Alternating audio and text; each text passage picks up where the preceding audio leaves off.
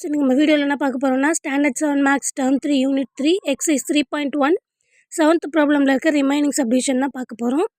So fifth subdivision 297 into 303 இது எப்படி split பண்ணி எழுதலான்னு பார்க்கலாம். ரெண்டுமே 300க்கு நியராக இருக்குது.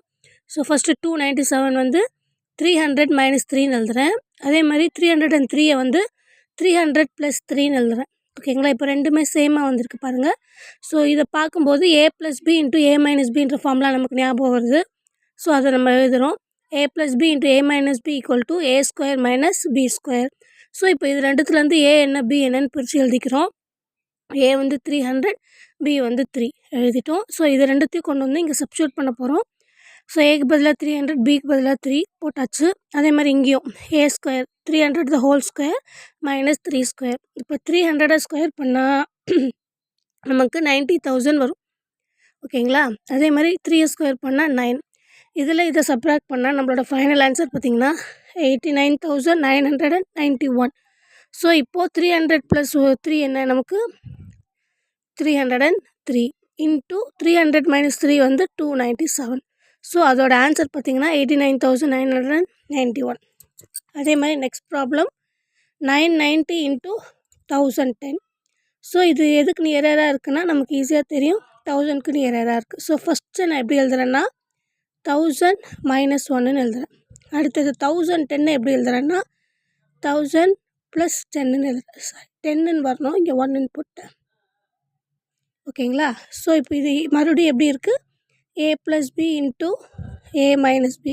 a + b × a - b யோட ஃபார்முலா RHS என்ன a² - b². இப்போ இது ரெண்டுத்துலேருந்து a எழுதிக்கலாம். a வந்து 1000, b வந்து 10. ஓகேங்களா, இப்போ இதை இங்கே சப்ஸ்டியூட் பண்ண போகிறோம். ஸோ ஏக்கு பதிலாக 1000, பிக்கு பதிலாக 10. அதே மாதிரி இங்கே ஏக்கு பதிலாக 1000, பிக்கு பதிலாக 10. அதே மாதிரி தான் RHSஸும். So a² 1000 the whole square - b² 10 the whole square. இப்போ இதை ஸ்கொயர் பண்ணோன்னா இங்கே எத்தனை 0 இருக்கோ அதுக்கு அப்படியே டபுளாக வரும். 3 zeros இருக்குது, அப்போது நமக்கு 6 zeros கிடைக்கும். 10² நமக்கு தெரியும் 100ன்னு. ஸோ இதுலேருந்து இதில் நம்ம சப்ராக்ட் பண்ணால் 999900ன்னு வரும்.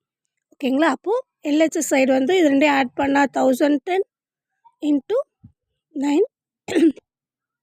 990.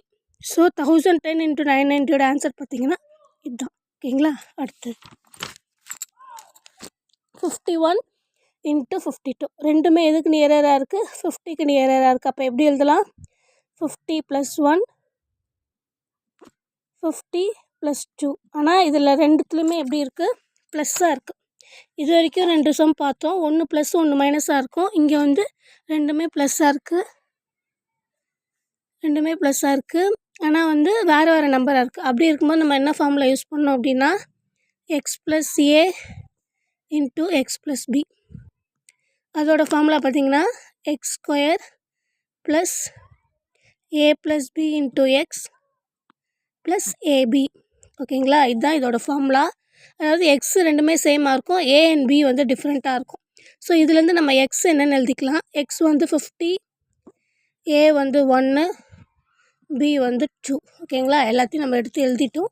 ஸோ ஜஸ்ட் இந்த ஃபார்முலாவில் எல்லாத்தையும் சப்ஸ்டியூட் பண்ணோம்னா நமக்கு ஆன்சர் கிடைக்கும். ஸோ எக்ஸ் நமக்கு தெரியும் 50, a வந்து 1. அதே மாதிரி எக்ஸ் வந்து 50, b வந்து 2 எழுதியாச்சு.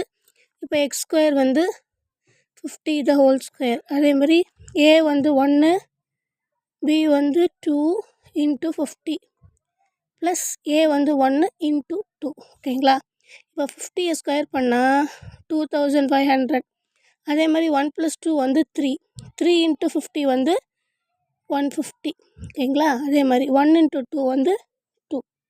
ஸோ இது எல்லாத்தையும் ஆட் பண்ணால் 2652. இதுதான் அவங்களோட ஃபைனல் ஆன்சர். ஸோ இது உங்களுக்கு ரொம்ப பிடிச்சிருக்குன்னு நினைக்கிறேன். லைக் பண்ணுங்கள், ஷேர் பண்ணுங்கள், சப்ஸ்கிரைப் பண்ணுங்கள். தேங்க்ஸ் ஃபார் வாட்சிங்.